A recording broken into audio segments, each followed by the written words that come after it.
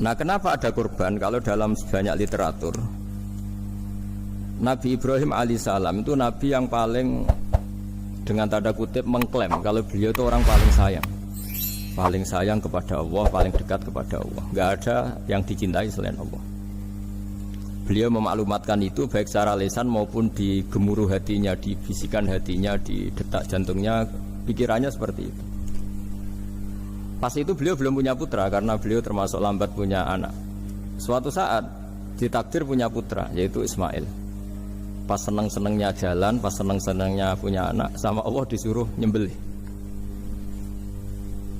Anak kamu harus kamu sembelih. Ibrahim kaget. Kenapa ya Allah? Kamu adalah orang yang sering ngomong bahwa yang paling kamu cintai saya. Tapi setelah ada anak kamu, kayaknya enggak. Protes Nabi Ibrahim, Pak. Yang benar Gusti, iya harus anak kamu. Karena beliau kadung janji, kadung komitmen yang paling dicintai Allah, tidak ada yang lain. Saya akan mencintai engkau ya Allah, meskipun harus mengorbankan anak saya. Sehingga cerita terus disyariatkannya kurban itu. Ketika Nabi Ibrahim berkomitmen melaksanakan perintah itu, Ismail juga mau nurut, bersama Allah diganti oleh hewan kurban yang bernama kambing itu. Sehingga versi cerita itu bahwa Allah akan maklumi ketika orang mencintai Allah secara serius, bersamaan dengan itu orang juga mencintai anaknya dengan proporsi masing-masing. Itu di khazanah-khazanah yang saya baca.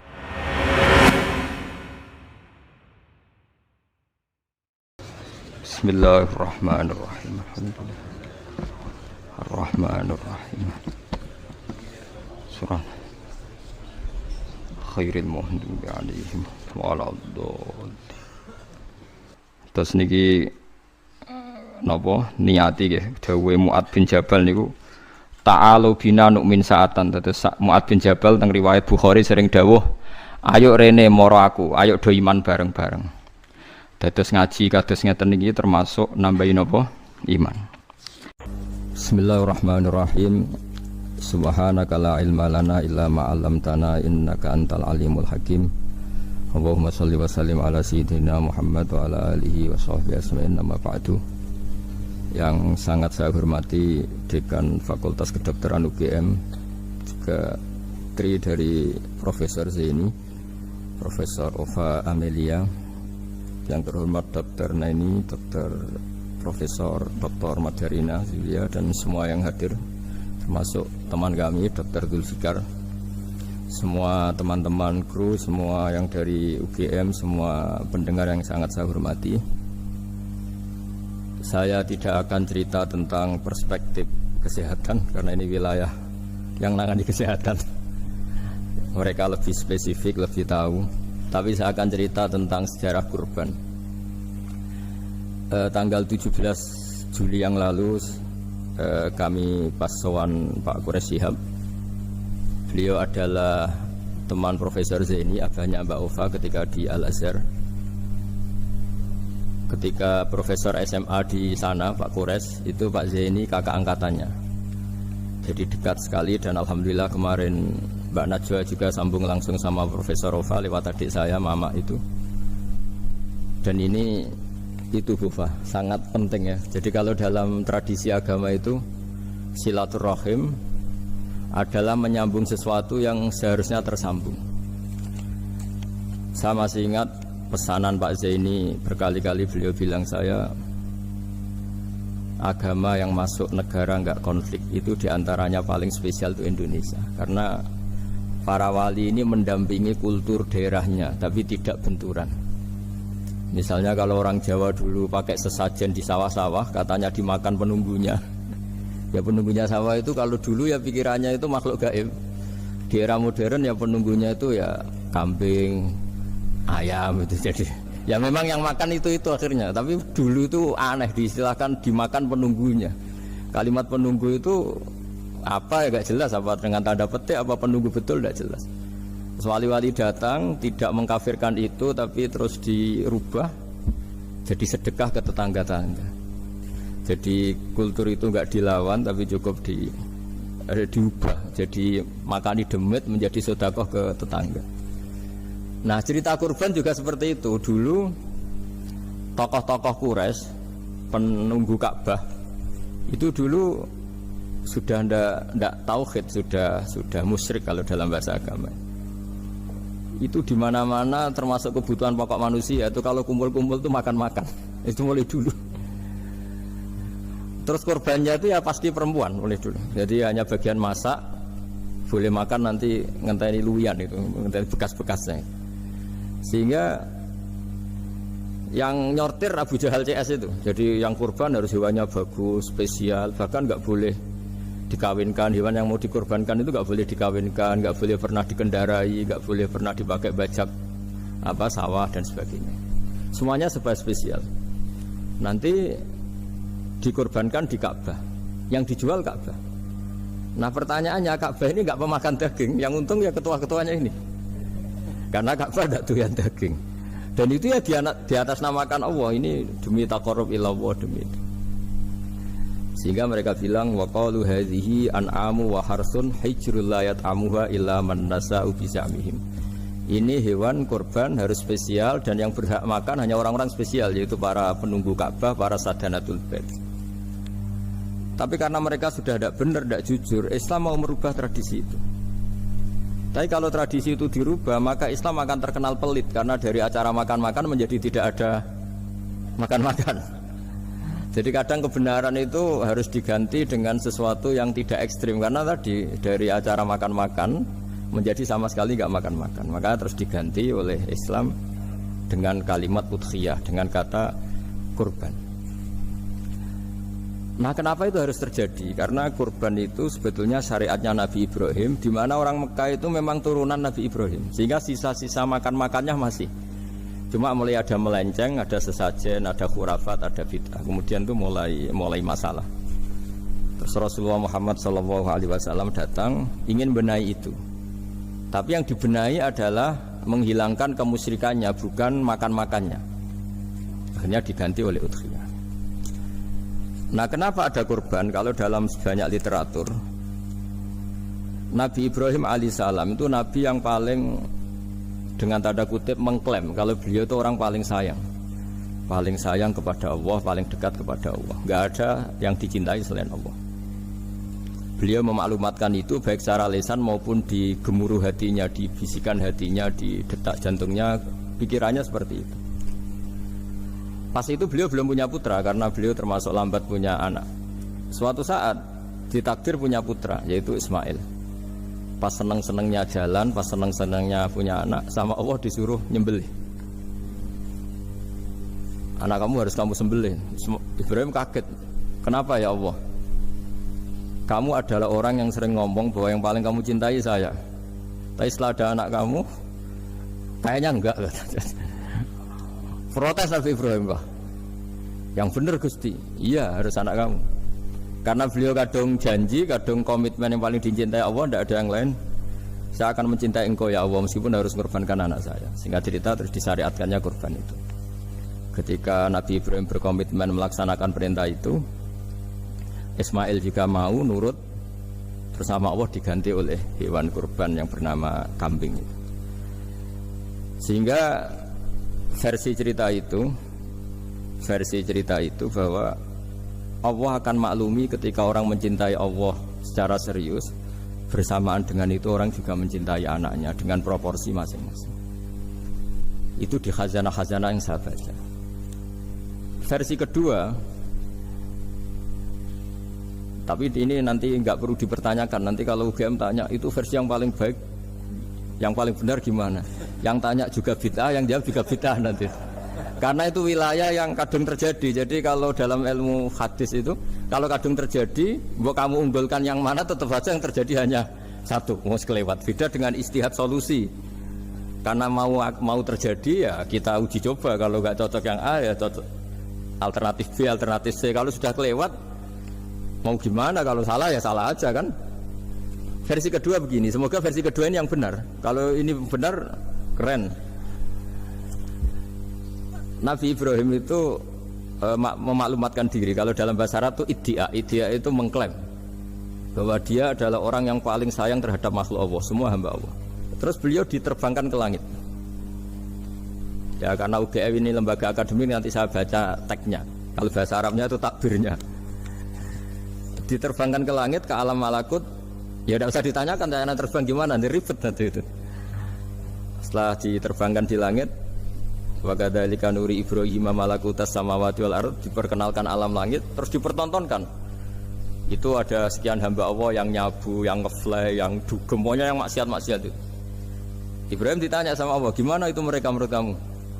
Damirhum, habisi saja ya Allah. Mereka makan rezekimu, hidup di bumimu, tapi mereka tidak mengindahkan engkau. Matikan saja.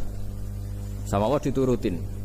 Jalan-jalan lagi sampai 3 kali peristiwa tempat-tempat maksiat itu dihabisin sama Nabi Ibrahim. Beliau minta sama Allah supaya itu dihabisin. Singkat cerita, terus beliau diturunkan sama Allah. Setelah diturunkan, ya Allah tidak jawab, tidak apa. Allah itu punya sunnah, punya tradisi. Dengan nabinya itu tidak jawab. Suatu saat Nabi Ibrahim disuruh bunuh anaknya, disuruh nyembelih. Protes kan? Huwa samratu fuadi. Ini kekasih saya, putra saya. Kenapa engkau nyuruh membunuh?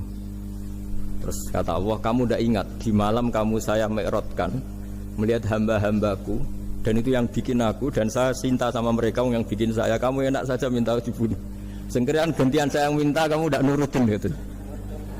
Kamu pas minta saya tidak tak pikir, langsung tak turutin. Kenapa saya yang sekarang minta kamu mikir gitu. Tapi huwa samratu fuadi, itu buah hati saya. Dan memangnya makhluk-makhluk itu makhluk siapa? Saya yang bikin. Kamu enak saja nyuruh bunuh. Nah semenjak itu jadi kearifan kita. Makanya Mbak Ova ini kalau guyonan di dunia kiai, kalau ada majikan bentak pembantunya yang salah meletakkan piring atau gelas, pasti cara berpikir mesti pembantunya ada cantik. Karena kalau salah tok kok dia cantik, itu mesti mikir. Nggak bisa orang bentak orang cantik gitu. Jadi sama, misalnya saya janjian sama Gus Fikarnya. Janjian, Gus datang hari Senin gini-gini, ternyata beliau nggak datang. Kalau saya tidak punya utang, tidak atasan saya pasti marah. Sudah janji kok gini-gini. Saya bisa marah itu sebetulnya sebabnya itu 2. Saya kecewa dan dia tidak punya jasa. Tapi yang diomongkan hanya, wah kamu khulful wa'di apa? Enggak tepat. Coba kalau ini atasan saya jadi dosen karena beliau misalnya. Saya punya utang beliau. Mbok nyulayani janji apa kan? Nggih mboten napa-napa. Sama. Ada majikan mencintai pembantunya karena sangat cantik. Mana ada mencahno piring. Omahe dirubah. Nah itu enggak apa-apa gitu. Sama. Makanya ada guyonan di dunia kiai itu, ada anak perempuan kan nggak lazim ya perempuan pakai GL Pro kalau dulu, mungkin sekarang pakai Ninja, pakai celana jin. Sopo itu wong luput suwo itu, siapa itu perempuan kok gitu? Ini ponakane jenengan Mbah, astagfirullah, muga-muga pangeran nyepuro. Jadi langsung rubah dari maksudkan menjadi ndak karena keluarga. Nah jangan-jangan kebencian kita pada maksiat itu oke, kita wajib benci maksiat, tapi tetap ada catatannya. Plus yang maksiat itu tidak orang yang terkait dengan kita. Coba kalau yang maksiat itu orang yang terkait dengan kita, itu anak kita, ponakan kita, mungkin istri kita, paling mintanya ya Allah ampuni. Sama-sama maksiat, yang satu minta dihabisin, yang satu kita minta diampuni. Fair gak kita sebagai manusia? Tidak fair. Tidak fair. Nah, iya gak fair ya? Apa ya fair? Mikir. Makanya kalau ada guyonan, ya itu tadi, ada supir salah dimarahin, pasti supir ini belum pegang rahasia. Tapi kalau sudah pegang kartu, si majikannya punya apalah gitu, simpanan gitu, wah ini pegang, berani marah gak? Tidak ada. Ini dokter Kelik juga ada masalah. Itu pengalaman sekali. Jadi itu guyonan kiai, makanya. Jadi manusia itu gak pernah adil sebenarnya. Makanya Allah pernah mensifati manusia itu wa kanal insanu zaluman jahula. Manusia itu sangat zalim dan sangat bodoh. Kalau misalnya jenengan tanya, orang soleh pun itu gimana? Orang soleh asal manusia tidak nabi, itu ya mesti ada zalimnya. Makanya kalau dalam kitab hikam diterangkan, kitab hikam itu kitab yang olah manusia. Itu menyebut begini, manusia itu siapa? Dijawab, manusia itu mangkanat mahasinuhu masawiyah, orang yang ketika baik saja salah, apalagi ketika salah. Kita misalnya punya toko laris itu, doanya mustajab, laris, pembelinya banyak, kualitasnya bagus. Pasti ada toko sekeliling yang megap-megap karena orang sekarang ke kamu kan gitu. Sama di kampus ya gitu, kalau ada kampus besar yang lain pasti ke masjid terhalangi karirnya di semua. Sehingga orang supaya terus merasa salah, Rabbana dzalamna anfusana, meskipun kita sedang benar pun. Saya termasuk kiai yang kalau ngelepas haji, mungkin yang haji itu mangkel. Karena saya tidak pernah muji-muji haji, meskipun saya melepas orang haji. Umumnya kiai kalau ada orang haji kan dilepas haji mabrur, tidak ada lain balasan kecuali surga. Saya itu karena pernah kecil, pernah dengerin masyarakat. Itu ngenes ketika si kiai pidato tadi ternyata ngenes. Ngenesnya seakan-akan surga itu hanya milik yang haji. Mana koyo kula sepundi Gus wong kula ora kelar kaji. Semenjak itu setelah saya jadi kiai ya dendam juga. Akhirnya setelah saya jadi kiai kalau ngaji orang yang haji mabrur balasannya surga, orang yang fakir sabar juga surga, orang yang sering dimarahin istri juga surga. Pokoknya surga lah terus. Sampai yang mau haji itu, Gus gimana kok bahas kita kok sama dengan mereka? Ya karena saya ada ulama pesanan kata saya.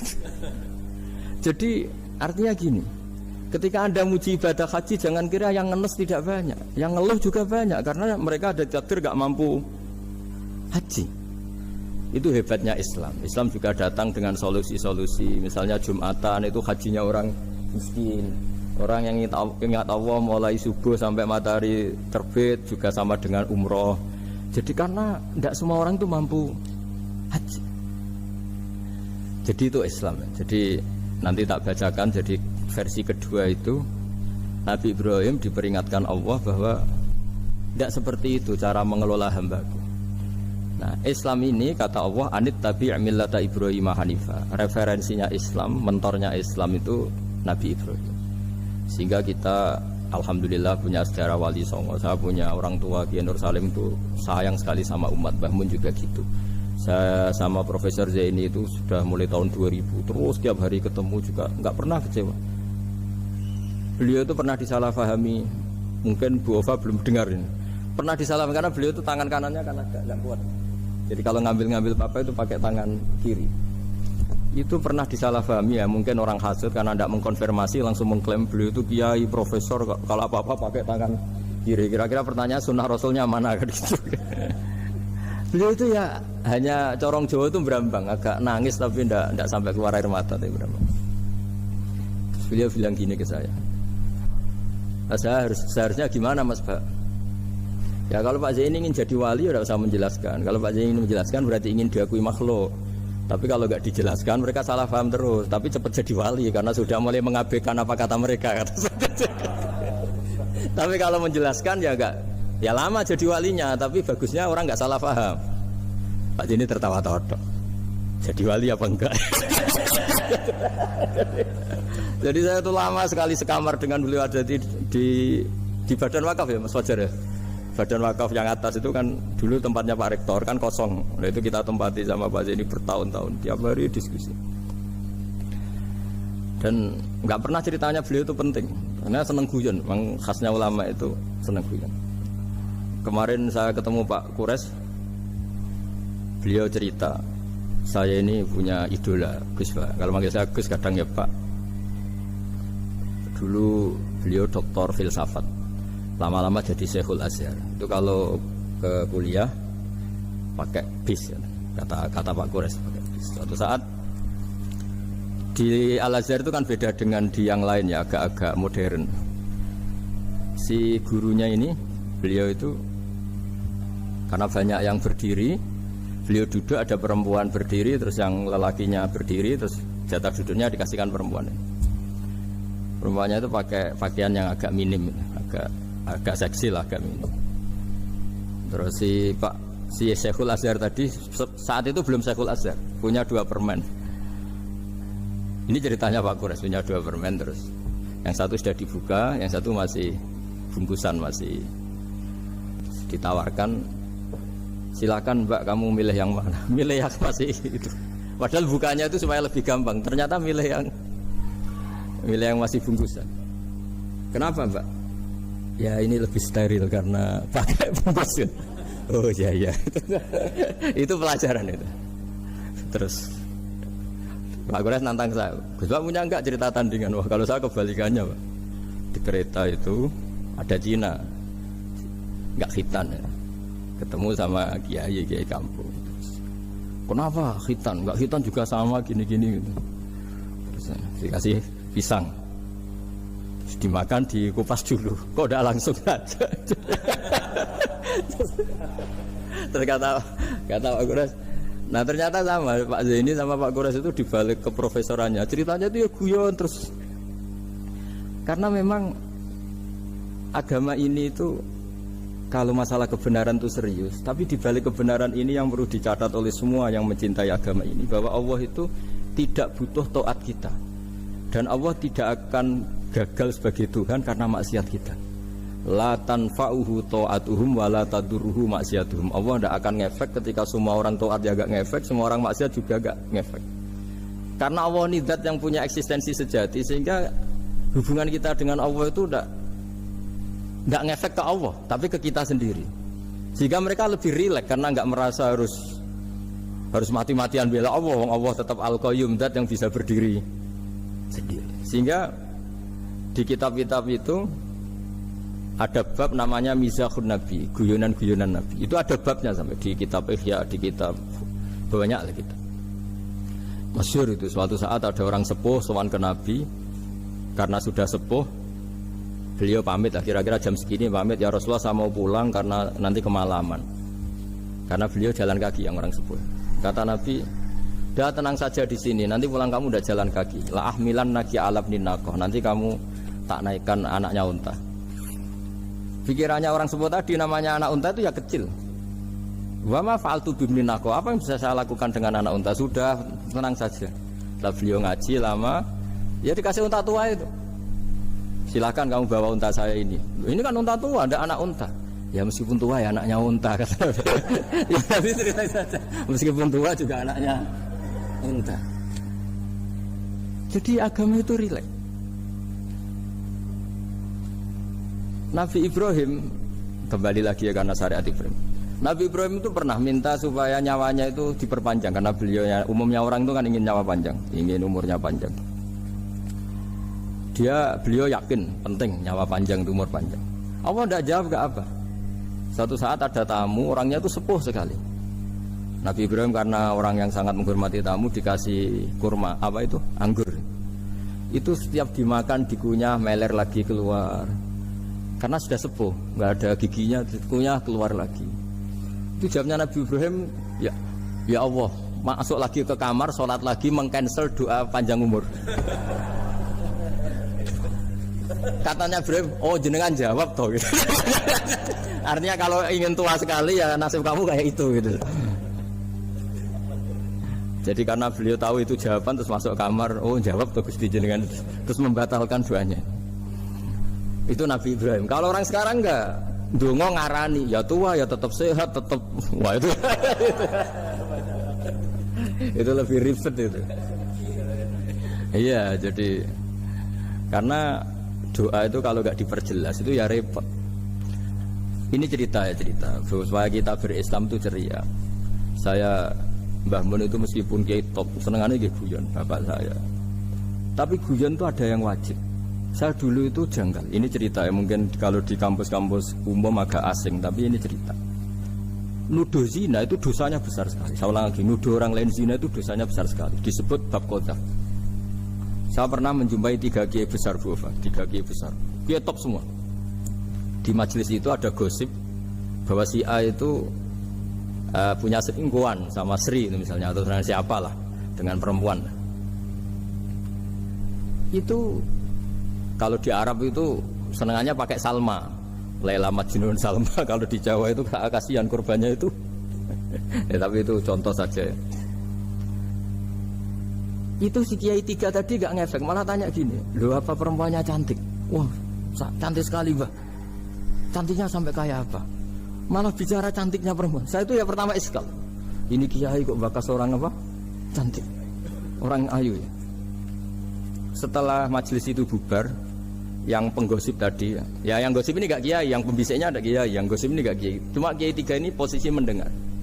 Tapi malah tanya cantiknya tadi. Singkat cerita seorang itu pulang bilang gini, Gus,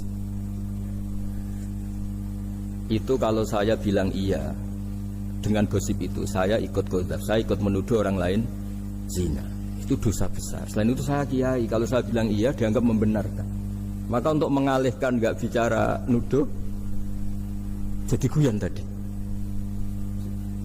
Jadi guyonnya itu karena kalau dia tadi bilang iya artinya mengiyakan, dan itu artinya qadzaf, punya dosa besar karena nuduh orang lain zina. Diperparah dia kayak besar kan, orang menjadi percaya karena yang ngomong bukan penggosip lagi tapi ya, maka dialihkan tadi. Loh ayo nucung sampai segitunya kearifan. Sehingga dulu ketika Ma'is itu seorang sahabat yang pernah salah besar. Itu Nabi ketika beliau ada gosip salah gitu ya, Nabi masih jangan-jangan kamu hanya mimpi, Cung. Jangan-jangan kamu hanya megang tapi tidak sampai zina. Sampai terakhir Nabi tanya, "Afi aklikaseun, jangan-jangan otak kamu ini sudah agak error." Saking tidak inginnya Nabi mempercayai hal-hal seperti itu. Nah, problem kita di zaman sekarang justru kadang nyari-nyari supaya tahu buktinya. Yang dulu para orang soleh menghindari bukti itu supaya enggak suudzon, sekarang orang mencari-cari bukti. Padahal itu dilarang, wala tajassasu, orang enggak boleh mencari-cari kesalahan orang lain. Nah, itu kearifan yang saya dapatkan dari Bapak, dari Mbah Mun, dari Pak Zaini, dari Pak Gures. Mereka orang-orang yang luar biasa menghindari ngomong penting. Sekarang itu orang banyak yang sering ngomong penting, sebenarnya itu malah salah. Karena kalau ngomong penting itu vonis terhadap orang lain. Dan kalau kamu rileks, tidak. Nabi dulu tuh rileks sekali. Ketika beliau ngaji gini, terus ada pemuda lewat bawa cangkul mengabaikan pengajian Rasulullah. Banyak sahabat bilang, celaka orang itu, ada Nabi ngaji kok tidak ikut. Jawabannya Nabi unik. Jangan-jangan dia punya keluarga yang harus kerja, dan kalau harus kerja untuk nafkah keluarganya itu juga ibadah, itu ya sunnah saya. Jadi Nabi rileks saja, tidak tersinggung, tidak. Nah, kenapa kita butuh rileks? Karena kebenaran sekali dipaksakan itu jadinya benturan. Itu wali-wali Songo itu dulu sudah berpikir seperti itu. Sehingga Pak Zaini yang sering ngendikan sama saya, kita ini bisanya mengikuti Mas Ba, kalau manggil saya Mas, tidak bisa benturan. Sehingga tadi ada modifikasi dari sesajen menjadi sedekah, dari apa menjadi apa. Jadi tidak langsung benturan. Dan itu khazanahnya, bacaan-bacaannya banyak sekali, termasuk peristiwa Udhiyah tadi. Jadi dulu kurban itu dipakai ajang orang-orang tokoh Quraisy supaya dapat daging yang bagus, di atas namakan Ka'bah. Jadi agama ini dijual mulai dulu. Kunane kuno agama ini dijual. Dan agama mulai dulu ya prospek. Ka'bah itu bisa menyedot wisatawan berapa, wisata religi. Sehingga dulu ada Ka'bah tandingan, perhitungannya juga ekonomi. Jadi mulai dulu itu ya sudah seperti itu. Mau apa Mang Allah bikin dunia seperti ini. Jadi mulai dulu agama itu ya, sampai orang Yahudi gak mau iman sama Nabi ya pikirannya sederhana. Kalau saya tokoh banyak yang sowan, banyak yang ngasih-ngasih. Kalau saya ikut Muhammad, saya anak buah, yang ngasih saya siapa? Jadi perhitungannya juga ekonomi. Jadi ketika Abraham mau bikin Ka'bah tandingan, itu perhitungannya juga ekonomi. Jadi ribet kan memang kalau manusia itu sudah ribet. Tapi Islam ini datang bukan untuk itu, tapi memaklumi itu. Itu hebatnya Nabi Ibrahim. Ketika beliau berdoa, ya Allah, keluarga kami saya tempatkan di Mekah. Rabbana liyuqimus sholata faj'al af'idatam minan nasi tahwi ilaihim warzuqhum minas samarat. Cuma menurut Islam dibalik, ya Allah, kita ini ingin anak-anak kami ini bersujud kepada Engkau, ingin anak-anak kami ini melakukan sholat. Tapi mereka ini manusia yang untuk ketahanan hidupnya butuh makan, butuh rizki, butuh ekonomi. Maka tolong ekonominya dijaga ya Allah. Jadi dibalik, demi sholat menjaga ekonomi. Jangan dengan demi ekonomi meninggalkan sholat. Jadi dibalik, jadi demi sholat menjaga ekonomi. Juga termasuk menjaga politik. Andaikan tidak ada orang Islam yang cakap politik, terutama yang soleh-soleh, kemudian negara bikin aturan ala mereka, sholat dianggap larangan, pengajian dengan larangan, juga repot. Makanya mulai dulu kiai-kiai itu ya politik, karena nggak ingin negara ini diatur oleh orang yang anti sholat, anti agama. Karena kalau negara terserah yang sedang jabat, kemudian yang jabat tidak soleh, bisa nganggap maksiat-maksiat tidak ilegal, yang pengajian justru ilegal. Nah, di sini kenapa banyak orang-orang soleh dulu ya rata-rata ya berpolitik mulai sebelum kemerdekaan sampai setelah kemerdekaan. Jadi itu ada filosofinya. Nah, bahwa ada oknum-oknum yang tidak seperti itu ya monggo, itu oknum. Tapi sebetulnya awal-awalnya kenapa banyak orang soleh yang politik, karena nggak ingin negara ini dipimpin oleh orang-orang yang anti agama, anti kebaikan. Sehingga berkahnya apa? Berkahnya negara ini berkonstitusi secara Islami. Meskipun tidak negara Islam, tapi tadi hak-hak asasi manusia terjaga, hak belajar, hak beragama, hak ibadah. Coba bayangkan kalau kita jadi korut, Korea Utara kan pusing. Jadi, nah itu uniknya. Lagi-lagi ini cerita uniknya. Itu mulai dulu itu tidak ada benturan. Ketika ada Masumi, ada Partai NU, ada macam-macam. Muhammadiyah datang di Jogja itu Mbah Ahmad Dahlan itu teman dekatnya Mbah Hasyim. Saya tahu banyak tentang, namanya dulu Darwis. Itu dulu ngajinya sama pernah buyut-buyut Qiyami di sini. Dulu ngaji Mbah Soleh Darat, Mbah Ahmad Dahlan sama siapa itu Mbah Hasyim. Ketika di Mekah yang Mbah Ahmad Dahlan ngaji Syekh Khotib Minangkabau itu ya sama Mbah Hasyim. Nah kebetulan Mbah Ahmad Dahlan hidup di Jogja yang zaman itu sudah khurafatnya kayak apa, karena ada sistem agama yang sangat, menurut beliau sangat jauh dari Islam yang murni. Terus beliau revolusinya seperti itu. Yang Mbah Hasyim nempat di Jombang. Nah itu kan murni ilmu sosial, murni muqtadul hal. Terus beliau punya metode yang berbeda, tapi nggak masalah, mulai dulu nggak masalah. Kemudian yang, jadi kalau yang kadang-kadang memasalahkan tuh ya memang yang nggak tahu masalah. Sebenarnya dulu itu ya biasa aja, karena ya itu urusan metode, urusan. Saya teruskan masalah udhiyah.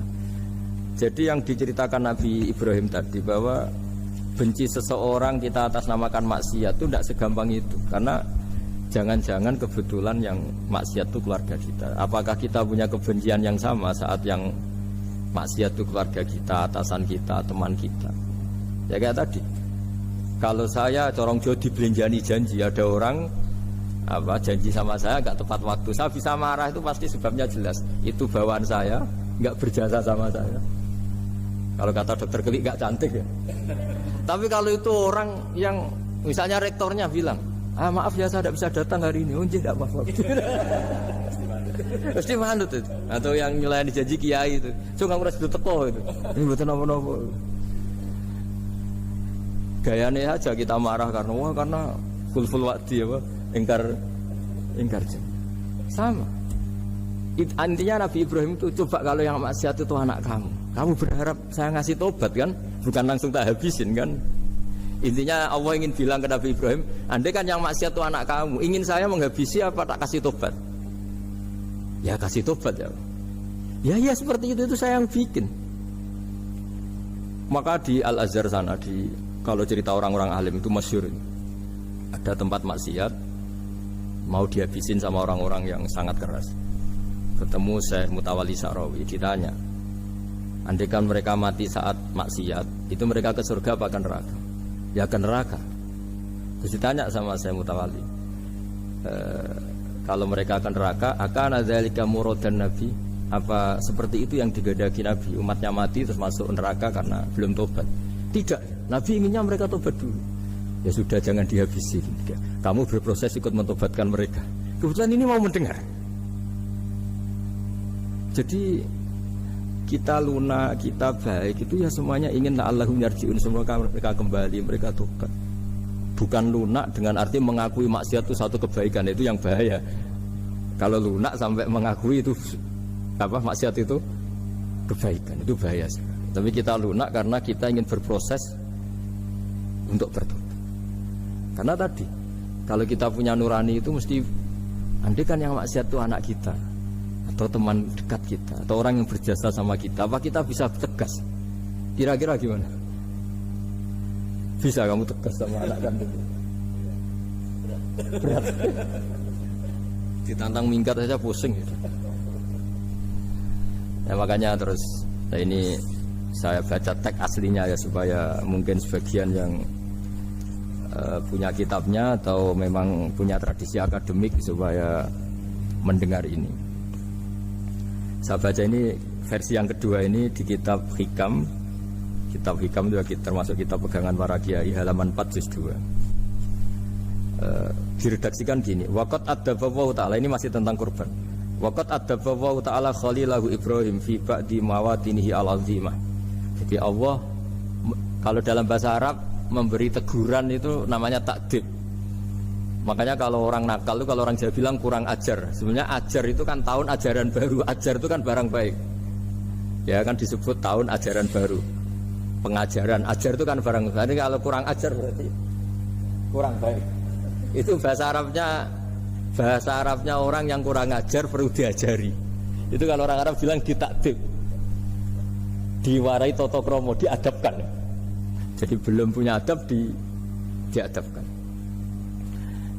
Itu udah, tapi tentu Nabi Ibrahim nggak sampai kurang ajar. Ini kan cerita bahasa ya. Jadi kalau sebenarnya ajar itu udah buru-buru amat, kurang ajar berarti orang ini kurang pelajaran, kurang. Tapi di Jawa itu agak salah kaprah. Kalau kurang ajar itu ekstrim.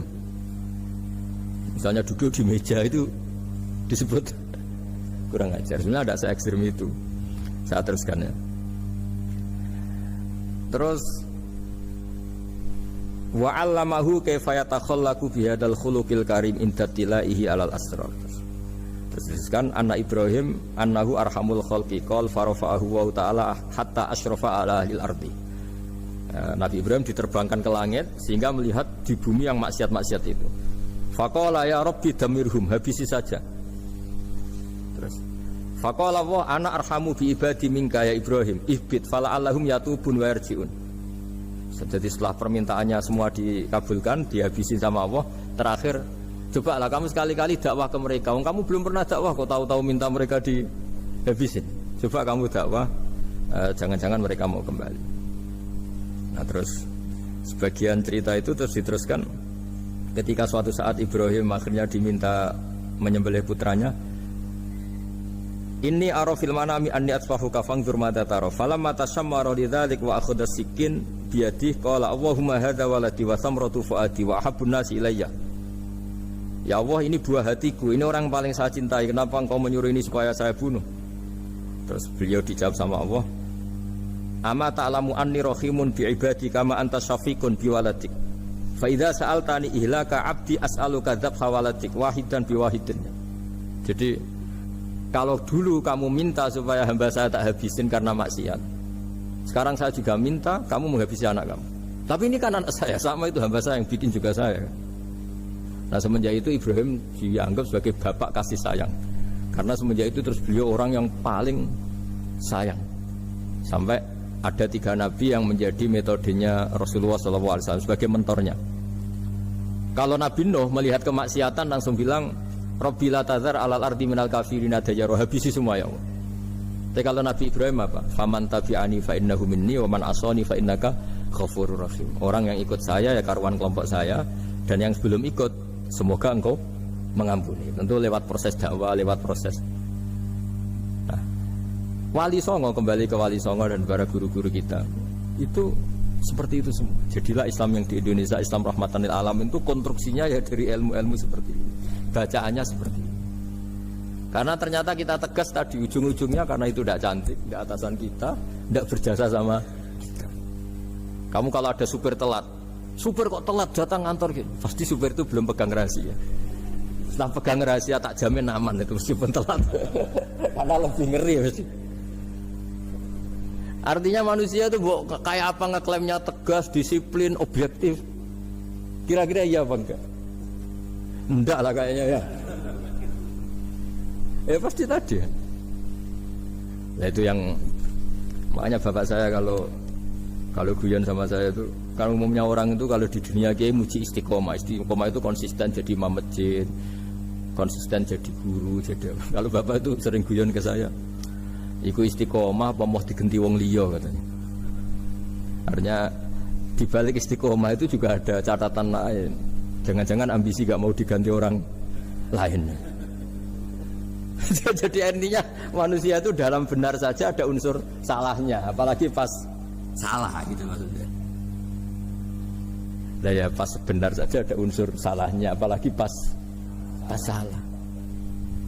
Itulah dengan sudut pandang seperti ini adalah orang terus gak gampang menghakimi orang lain, karena manusia yang baik adalah cukup dia merasa aibnya banyak, salahnya banyak, kemudian itu menyibukkan dia dari mencari-cari aibnya orang lain. Makanya kalau dalam cerita Ibrahim alaihissalam, karena kurban itu identik dengan syariatnya Nabi Ibrahim. Ini saya punya catatan yang kemarin tak baca juga di Jakarta. Itu suatu saat Nabi Ibrahim itu didatangin orang Majusi dulu. Orang Majusi itu ya tidak beragama. Singkat cerita, Nabi Ibrahim itu terkenal kaya dan suka menghormati tamu. Dulu tamu itu sangat penting dihormati karena dulu gak ada warung, terus padang pasir. Kalau sekarang itu ya wajib dihormati tapi tidak wajib-wajib banget. Karena biasanya sudah marung di mana-mana. Sudah marung di mobilnya bawa apa? Bekal. Kalau dulu di padang pasir, kalau tamu nggak dihormati bisa mati betul. Kadang 2 hari perjalanan itu nggak makan nggak apa, karena di padang pasir warung nggak ada, nggak bisa ngopi-ngopi ya dulu. Sehingga kalau menghormati tamu dulu itu pahalanya luar biasa, ngasih makan itu. Kalau sekarang ya pahalanya biasa aja, karena ya tamunya makannya ya biasa aja, karena sudah kenyang duluan itu. Singkat cerita, orang ini datang ke Ibrahim minta dikasih makan. Nabi Ibrahim mengatakan, kamu syaratnya harus Islam dulu, kalau enggak kasih makan. Karena Ibrahim itu seorang nabi dan beliau komitmennya seperti itu. Si tamu tadi putus asa. Akhirnya walla itu ya sudah meninggalkan Ibrahim. Setelah beberapa jangkah, Allah bilang ke Nabi Ibrahim, orang itu umurnya berapa tadi bilang ke kamu? 50 tahun. Pernah enggak orang itu kelaparan? Kata Allah, enggak, baru ini kelaparan. Terus kata Allah, mundu khamsina sanatan nut'imuhu ala kufri. Falau nawal tahu lukmatan min ghairi antu talibahu bitahiri dinik lakana ahsan. Orang itu umurnya 50 tahun. Itu ya tak kasih makan, padahal dia Majusi. Kamu baru diminta sehari saja minta syaratnya Islam. Terus itu ada di kitab apa Ar-Risalah Al-Qusairiyah di halaman 262. Jadi cuma dulu itu motifnya semuanya agama, bukan atas nama demokrasi atau kebebasan beragama. Karena dulu itu orang dulu itu kan saking sayangnya Allah, apa-apa konstitusinya ya perintah Allah. Dan ternyata perintah Allah seperti itu. Akhirnya dipanggil. Kemana ya Majusi ke sini tak kasih makan. Terus Majusi akan kaget. Ada apa? Kenapa kamu rubah? Ditegur Tuhan. Iya, ditegur Tuhan. Jadi dan alhamdulillah saking simpatiknya orang Majusi tadi akhirnya masuk Islam.